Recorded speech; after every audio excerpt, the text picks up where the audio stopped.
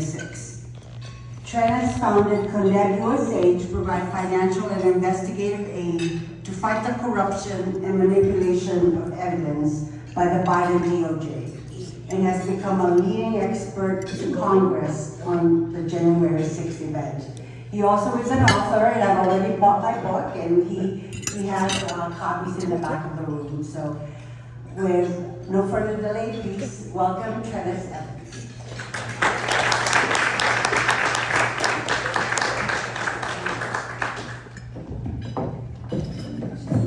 Well, good afternoon. Thank you for coming here. So some of you have already made up your minds about January 6th long ago. Many of you became educated on the facts of the matter and became knowledgeable about the events through actual information that was justified and was put out that told both sides of the story. And I want to be very fair about the day of January 6th. I was there, I was witness to the event, and I know as much about January 6th probably as any living human. I spent 4 years of my life, abandoned my business, and sat in my office investigating it. Now, how did I investigate it? Well, it wasn't by watching the mainstream media and collecting data from what CBS, ABC, NBC, and the minutia of the alphabet soup of lies had to say about the event. I was involved in over 200 trials, 217 trials of January 6th as a legal investigator or paralegal for different cases, including the Oath Keepers and Proud Boys. I spent 17 months of that 2 years with our attorneys in trial. Think about that. I think I know something about the event. I investigated the event, I testified before Congress, I testified before state legislatures, I was asked to testify at J6 trials, and I was named an expert by the Trump administration and asked to come in and weigh in with Peter Tickton, who was the central repository of all things January 6th for President Trump. I now work for the Tickton Law Group. I run Condemned USA. I've been the COO of American Rights Alliance, which is a legal advocacy founded by Don Jr. I have a little bit of experience in this area. So I ask you, as you're here today, your candidates that are here today, the media that's here today, you have a choice to make as you either wage this effort and hopefully find your way into this candidacy, or as a journalist who's covering the event. As a journalist, do you want to be a Walter Cronkite? Do you want to be a Laura Logan? Or do you choose to be a propagandist? It's a choice. And you're going to have to do some soul searching and decide what you want, what your goal is. Why did you become a journalist? Do you want to cover the facts and get both sides of the story and allow the people to decide? Or do you want to give a conscripted narrative that is nothing about the truth? And that's what happened with January 6th in the media. On loop, we saw the events of the tunnel. You saw the violence at the tunnel, people throwing things at the police. You saw that happen. It happened. I'm not denying those facts. And there was riotous components to what took place at January 6th. I think if we're going to be who we are as a nation, we have to first be honest with ourselves about what happened there that day. You cannot say that there was not a riot that took place. That did happen. But what caused the riot? Did you think those people that were down at the Ellipse heard President Trump? Did he send them up there to commit a riot? No, that's not what happened. We've later seen what happened to BBC. They've been sued. We see that they stitched together that narrative. We saw what happened with 60 Minutes. We saw what happened with Joe Biden the day of January 6th. On the eve of the event, he came out and he called it an insurrection. I want you to make it make sense for me. This is Texas. I know where I'm standing today. This is a state where we're heavily armed. This is a heavily armed United States. We are the people of the United States, have a Second Amendment right. We are heavily armed. We are the most armed populace on the face of the planet.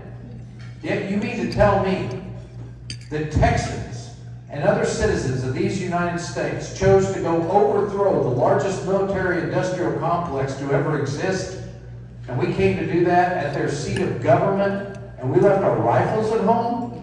You gotta be kidding me, man. This is the dumbest, in the words of Joe Biden. Come on, man. So, in reality, does that make sense? Start right there.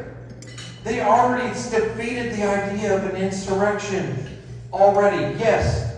Demonstrators showed up. People came, and we brought the children and the strollers and the grandmothers to an insurrection? You can't make that make sense.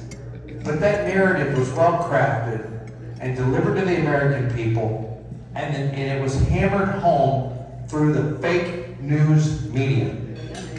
Over and over and over again. So what choice do they have as journalists? I take all comers. I was on the phone with BBC this morning. I was speaking to Reuters earlier today. They've done hit piece after hit piece. New York Times, Wall Street Journal, they've all done them to me. And I don't care. I'll keep taking their interviews. Because eventually, somewhere, some of these people have started to see the truth. And they've changed their reporting on this and started to tell the truth. These are the same news outlets that told you that Capitol police officers died on January 6th. 0 officers were killed on January 6th or as a result of January 6th. That's been a lie. It's well perpetrated throughout the media. The select committee told that lie. And if it happened, show me that officer today. It did not happen. They alleged that 142 officers were injured January 6th.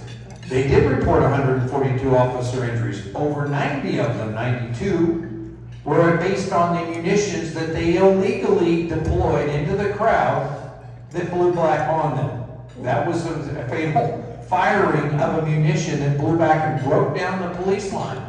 But the media told you that at 2:24, that a gentleman delivered information to the crowd over a megaphone about Mike Pence.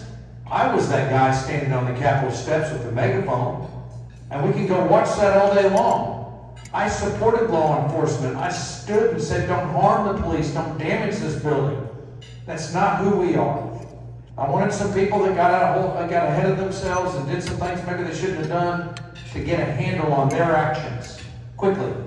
I spoke inside that building about the same thing. I used a megaphone after standing outside on the Upper West Terrace where all the violence supposedly occurred. And as I stood there, I watched police officers standing just inside the door, forming a line and blocking off one direction of the hallway. People came in, they said, you gotta go that way, you gotta go that way, you gotta go that way. It's on video, it's plain as day. I watched them giving hugs and taking selfies with people. I stood outside that building and watched for a while and said, well, I guess they're letting people in. I had no way of knowing any different. I entered the building, I walked down the hallway singing the national anthem and the Pledge of Allegiance. I find it very interesting that the media fails to report that Capitol Police reported that I was helping them, and the video evidence shows that. They came to me and thanked me. I was on a megaphone saying, don't harm the police, don't damage the building. We're not BLM, we're not Antifa, that's not who we are, that's not what we do, behave yourselves, act right, etc. I then walked in and I saw on my way out of the building after helping ask people to leave the building, when Capitol Police came to me and I spoke with them. I saw a window and I saw all of American patriots standing outside and the flags waving. It was the most beautiful thing I've ever seen. And I walked to that window and I waved out the window. I thought, man, this is going to be like, I'm going to be on like the cover of the 60, New York Times or something, I thought it was going to be this event in history, Life magazine. Had no idea. And what did the news media cover? I sent a selfie video to a buddy that didn't make the event, didn't come to January 6th, and said, Chuha to my friend, which is his last name. And I toasted him with my own bottle of Fireball. I'll apologize for my poor choice in whiskey. I'll apologize for my bad singing. But I will never apologize for being present on January 6th. They can take that narrative and put it where the sun doesn't shine. We the people had an election stolen from us in 2020. And 5 years later, now more evidence keeps creeping out. We've seen what's happening in Georgia. We've seen what's happening with the Stephanie Lambert, Patrick Byrne case. I don't know how many of you are tracking what's happening in Michigan. The facts that continue to come out. What we, the people, asked for on January 6th was a meaningful review of a redress of our grievances that there were problems with that election that should have been thoroughly investigated before it went forward, and it was so unceremoniously sanctified, and Joe Biden was installed as the fraud. That took place. And if you don't like it, that's okay. You don't have to believe it because you have become not educated on the facts. But I asked this question. So I asked something of our journalists present. I asked something of our political candidates present. Have you educated yourself on the facts and events of January 6th, or could you go along if you see yourself in these offices, whether it be in Texas State or in the congressional races, etc.? Could you really see yourself being so uneducated at this point that you're going to run for office on one of the most pivotal issues in American history and not be educated on that matter? What say you? What will you say when somebody comes to you and says, this is what happened? Do you even know how to respond? Do you even know the facts and events? Do you know that the federal government was weaponized, that the FBI committed atrocities? That the DOJ committed atrocities against the American people? Well, let me explain to you. How do I know that? Let me give you my firsthand experience of some of those things. March 4th, my father-in-law, who was former chief of police here at Castle Hills, Don Davis, and my wife and I have been married for we've been 26 years together. We just celebrated our 20th wedding anniversary this past fall. And I will tell you that, I'm going to step back to the candidates just for a minute here. So a lot of times we have these candidates in office. And we're like, rah, rah, rah, that's our guy. Or they're running for office, whatever it may be. And then they say one thing that you disagree with, and suddenly you want to kick them to the curb. They're no more, get out of here. We don't want this candidate anymore. I don't like this guy. He didn't say the right thing. I've been married all this time because I didn't kick someone to the curb every time we disagreed. My wife is wrong all the time. She's not here to defend herself, and I'm not scared of her because she's not going to see this stuff. But think about that. What would happen in your relationships with your family, friends, and neighbors if every time you found a disagreement with your candidate, that you said, that's it, I'm done, we're washed up, we got to go, we got to get the circular firing squad out, as Republicans seem to be experts at, and attack each other? The Democrats circle the wagons. Joyce Unusi just shared with me that the Democrats Joyce has been a dear friend, a stalwart of what the constitutional individual in the United States really should be. She's been a dear friend. I stuck for her when she ran for office, probably why she didn't win. So, at any rate, but let me say this for you. That one of the things that I'm certain of, that we have to do a much better job, guys, in supporting ourselves, each candidate, and supporting ourselves. And then if you don't win your primary, get out and get behind the other guy, because if you're really in this for the right reason, you're going to be a part of supporting that other candidate. That's the best we got. I'm sorry if the people didn't get it right. I disagree with a lot of the people in office. I've sat and met with their chiefs of staff and them. I do a lot of time on the Hill, as many of you know. I'm not a lobbyist. I'm a truth teller, and I've only asked people to understand the truth about January 6th. When it comes to those candidates, you guys have a responsibility. I'm looking at you as the people that are going to represent me. But it's far more important than representing me and the people in this room. It's our children and our grandchildren and future generations. You are tasked with that. And I ask that you take that very seriously. Because if not, people like me are going to hold you accountable. And don't think I'm worried about coming right back to the Capitol to tell you how it is, one way or the other. So let me paint this very clear picture. We, the people, have a duty to understand the truth and purvey that truth. We had the lady here just ask you to share the message. That's a candidacy message. It's a forum message for this body. So be it. But if you don't know the truth of January 6th and you think it's in the past, it's in the rearview mirror, you're crazy. There's a weaponization working group going on right now. The song, the new J6 song, just hit the top of the Billboard charts as #1. This isn't going away until the truth is told. They've already written the history books and they're telling your children what happened with this insurrection narrative. Nancy Pelosi is claiming that Donald Trump refused to give her the guard, that it's everybody else's fault. You see, Chief Son from the Capitol Police is now out making statements that would have been very helpful to people in trials. You're seeing now Arctic Frost. You see the matters that are going on now, this Arctic Frost investigation, this wild Jack Smith matter. And who's this Jack Smith guy? And you see there are senators And they're up there demanding accountability because their phones were tapped. Their phones were tapped? They put United States citizens after, remind you, now keep this in mind, we're talking about the January 6th people. Let's say somebody was arrested here in this district, this Western District of Texas, in the federal district.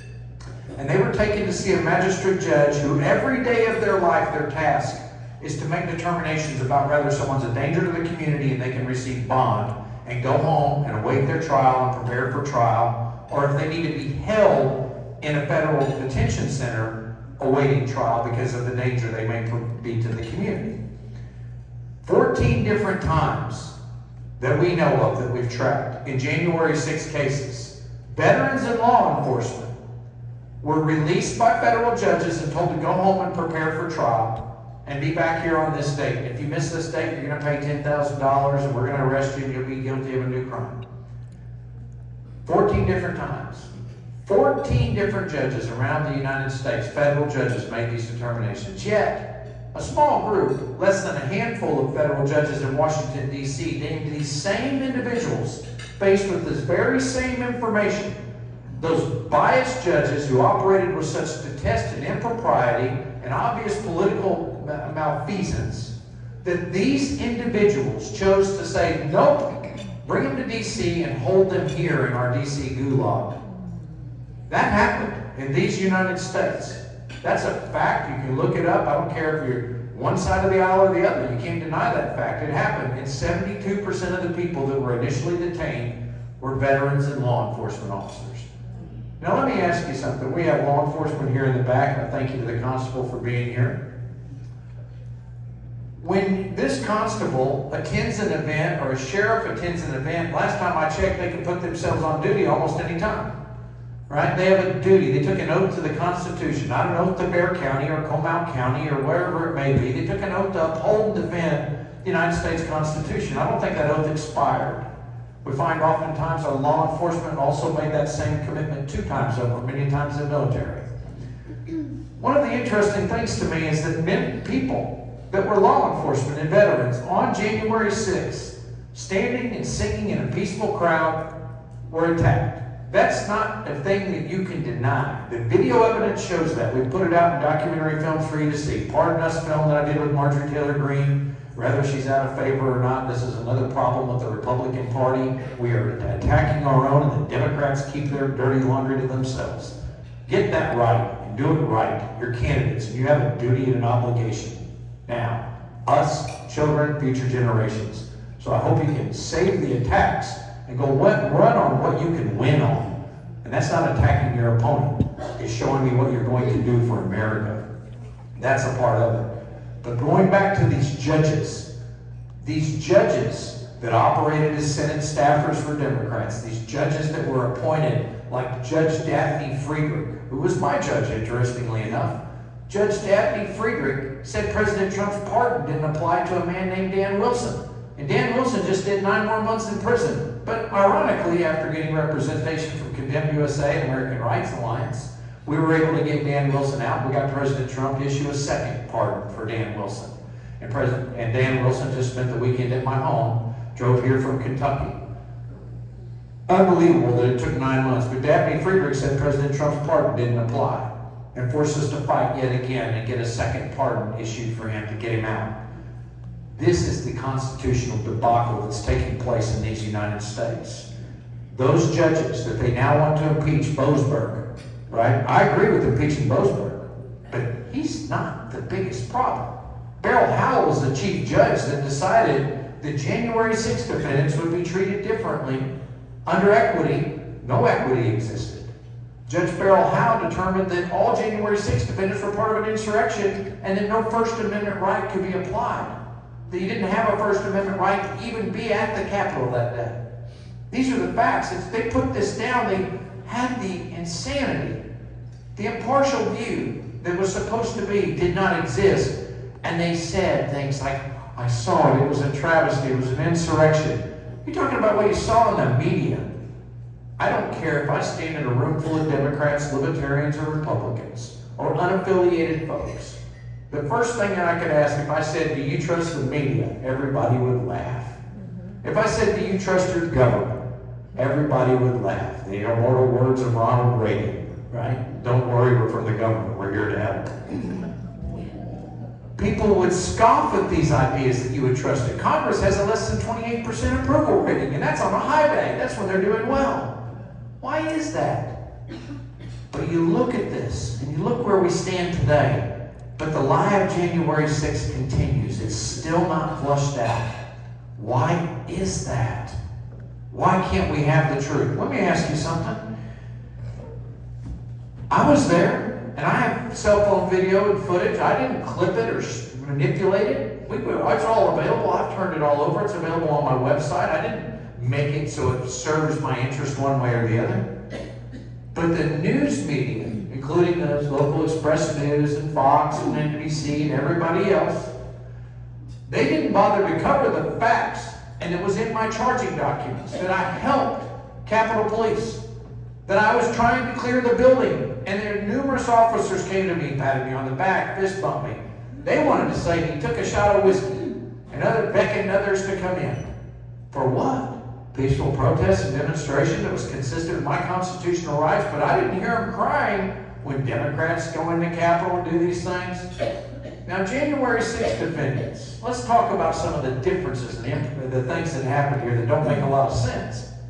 And I'm sorry, I lost track of something. I want to get right back to when law enforcement is standing somewhere and they see another law enforcement operation going on. Let's say Rodney King. I think that's one we're all very familiar with, Rodney King. We saw what happened with LA County Police in that day, in the Sheriff's Department, when they attacked him.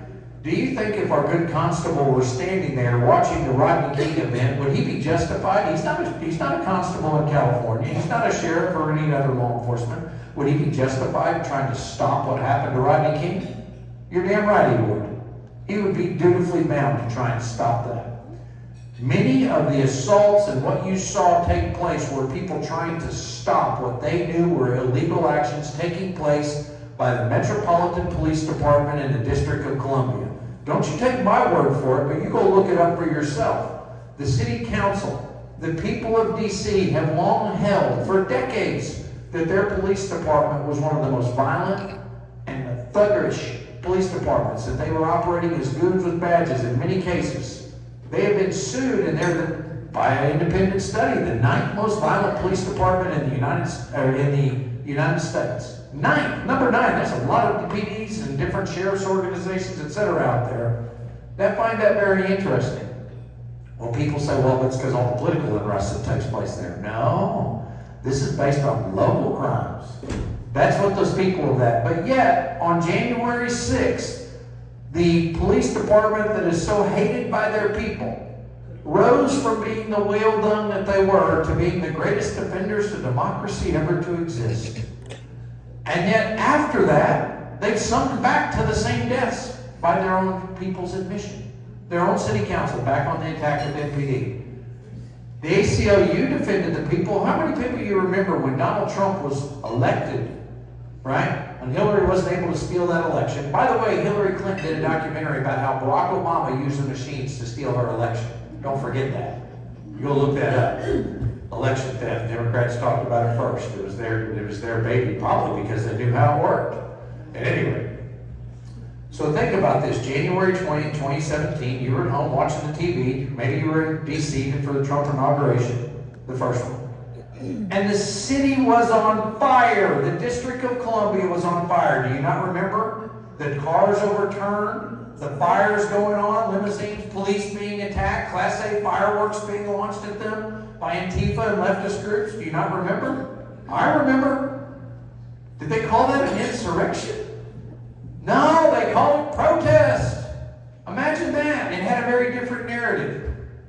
And you, the media, had a lot to do with that. You didn't cover it. And I challenge you this. January 6th, as they say, the Democrats say it's nothing more than a ceremonial day where the counting of the ballots happen. That's what they say. But what really happens? There's a day that's stalwart, that's static in the United States Constitution. It's January 20th, that the day we must seek the new president. That's an insurrection when you have a group of people, large groups, marching down the street throwing Class A fireworks, essentially small bombs, at the police to try and stop. And they're saying they're not going to let Donald Trump be inaugurated. That is the definition of an insurrection if you want to go closer to it. But there's people actually saying something happened. The people of January 6th weren't saying that Joe Biden couldn't be president. They were saying, look into this matter. And how many of you remember that Ted Cruz's and many others said they were going to object? That they were going to give a meaningful review of this, and we're going to look into these matters? We had congressmen and senators that were going to do this. And they made this commitment. Chippewa was one of them. Remember that? However, when it came to the moment of truth, when it came time to do that, they said, oh, too much for me now after this thing's happened, we can't do it. I'm sorry. I don't care if any group protested there, had a riot. I don't care if the damn building was bombed, blown up, obliterated, and D.C. no longer existed, the whole place. Those people had a duty to fulfill. Either they lied to you ahead of time or they lied to you after, but one or the other is true. Those are not mutually exclusive statements. It doesn't work that way. They did not follow through, and we ended up with the Biden machine era of destruction that took place in this country. They went after Christians, they went after school board parents, they went after conservatives, they tried to tear down Western ideology. They ushered in the state of Islam and the ideology of the Muslim Brotherhood, what we're faced with now, and people are scared to talk about it because you might get a label. Well, I already got a label, I already wore that. I don't care. I'm not interested, not even listening to that rhetoric. I pay attention to it only because I have to know what I'm combating that comes from the mainstream media that is delivered by congressional Democrats like we saw yesterday, where they continued this lie that 5 police officers were killed at the January 6th. Again, 4 people died January 6th, and there's only 4. They're Roseanne Boylan, Ashley Babbitt, Kevin Greason, and Benjamin Phillips. 4 people that were there demonstrating for Donald Trump. The idea that that narrative lie still even exists, Kamala Harris ran on it. It was one of the topics of this nation like we have never seen. It dwarfs COINTELPRO and many others. And I'm living proof that it was a lie. Now let me tell you a little bit about your local FBI here in the Western District of Texas. So they came to talk to me. I'll never forget when they came, January 17, 2021. They showed up at my house, 2 plain clothes, 2 folks walking down the sidewalk. I thought it was a Jehovah's Witness, no offense. But they come to my house. And they were coming to a magazine salesman or a roofing company or whatever it was, new windows, who knows. And as they're coming down the walkway, I said, whatever it is, I'm not interested, please go away. And they said, FBI. And I thought, geez, cancel my subscription. So, they came to speak to me. I told them I had videos of the entire event, that I helped police officers, that I never did anything violent, didn't steal anything, didn't touch anyone, didn't vandalize anything, and stood for the police, and I'd be happy to share it with them. I just wanted my lawyer present. I give it all to you. Yes, this is me and my phone number. I was there, no doubt about it. Proud to have been there. Thank you. By the way, what do y'all do about investigating election fraud? Anyway, Mr. Evans, we'll come back. Now I know how to get rid of the FBI. Just ask them about investigating election fraud. So, under that no good sack of sludge Bill Barr, right? So anyway, let's get into this. So March 4th, we awake to a raid at my home. 26 officers that we could see. I was told by neighbors, we had snipers across the street.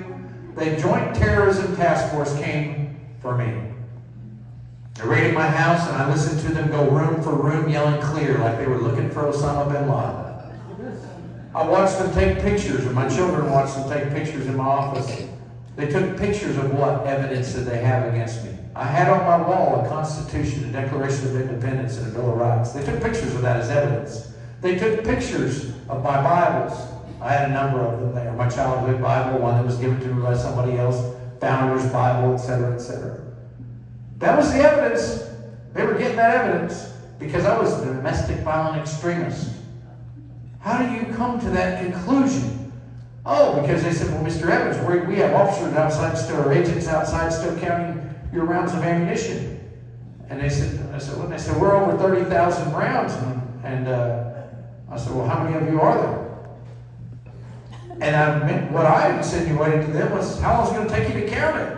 And they said, are you threatening us? And I went, what is wrong with you people? What, I'm gonna fire 30,000 rounds of ammunition at the entirety of the FBI by myself? I don't even understand how these people got this in their head until you start understanding where it came from. SPLC, Southern Poverty Law Center, the Open Borders Societies, George Soros founded groups, etc., etc. But it didn't stop there. You've seen now the evidence of the NGOs, but you guys that have heard me speak before have heard me talking for years about the Obama-era Congress and the $77 million grant given to George Washington and Columbia University, Obama's alma mater. What did they do?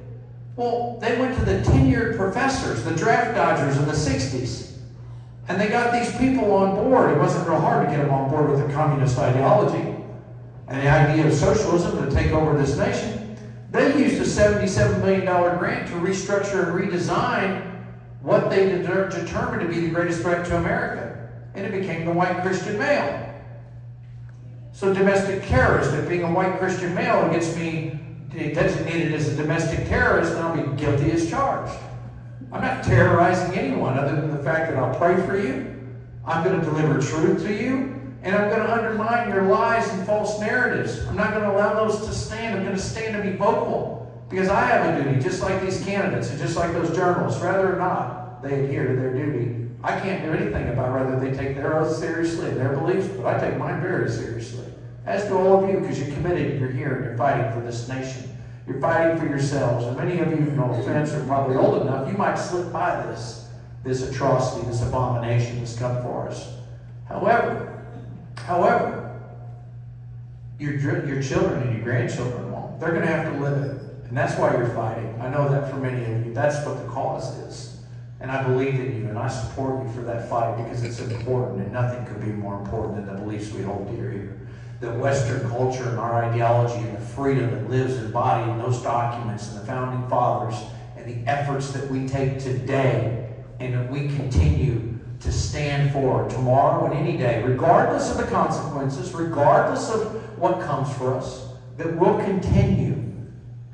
Will you continue? Will you continue to fight with me? That's the question. Will you fight for your children and grandchildren and future generations? I will. So here we are now. And I'll leave you to this. I have just a couple minutes here, and I'm probably over my time now. I always want to get the hook because I know I bore people out of their mind. But I wrote this book, call it Insurrection Comrade, because only a low-down, stinking, no-good, rotten communist could label that moment an insurrection. The book was endorsed by Laura Logan and General Flynn, and I'm very thankful for their endorsement. But I don't need anybody's endorsement but God's. And I only have to live the approval of my family, my neighbors, and my fellow Christians and community members and citizens of these United States. It's a choice. It's a choice when you get up every day. Are you going to fight? Are you going to stand? Are you going to be involved? Are you going to be actionable? And the next problem that we have as conservatives, it doesn't do me much good to talk to this echo chamber. You're an echo chamber for the most part. There's really a journalist here that I'm speaking to, some candidates here I'm speaking to, not to diminish all of you and your involvement. You all have taken this duty seriously because you're doing what you're doing. And I believe in you because you don't do it. You don't get paid. You're not going to rise to any power from this. But you candidates and you journalists, you have an opportunity to be good Americans, to be good people, to be good citizens, to be good neighbors, friends, family members, constituents to carry, and we ask you to consider that, whether you're writing for the paper or running for office. So thank you so much for having me. I look forward to, hopefully you follow me on Condemn USA. You can follow me at X at Condemn USA and other socials. You can check out my show at Real America's Voice. Many of you are familiar with that. I have a show there called The Case for America. It's every Saturday at 4 p.m. Eastern. And we cover the matters that I'm now involved in. I haven't left January 6th behind. It may be in the rearview mirror, but it's important. But we represent Tina Peters, a woman you may know. Oh, yes. We represent Patrick Byrne, a gentleman you may have heard of. We represent Stephanie Lambert, and many other of these election matters. And if you want to know more about that, you find me there on those platforms. And yeah, you're going to hear me speaking out against things like radical Islam. You're going to hear me speaking out about it. And if you don't have the stomach for it, you don't recognize the problem, I'm sorry, we're not the same kind of American. You might need to go find somebody you can align with perfectly 100% of the time. Or you can set those issues that you may have with me aside and recognize the rest of the values and the things that we hold dear together are propelling this movement. That we're here to discover waste, fraud, and abuse, that we're here to take these matters on. And I'm no shrinking violet, folks. I'm going to stay in this fight. You're going to count on me. I've been here for 5 straight years, and I'm going to be here every day after. Thank you so much. God bless America. I love you guys, and thanks for having me.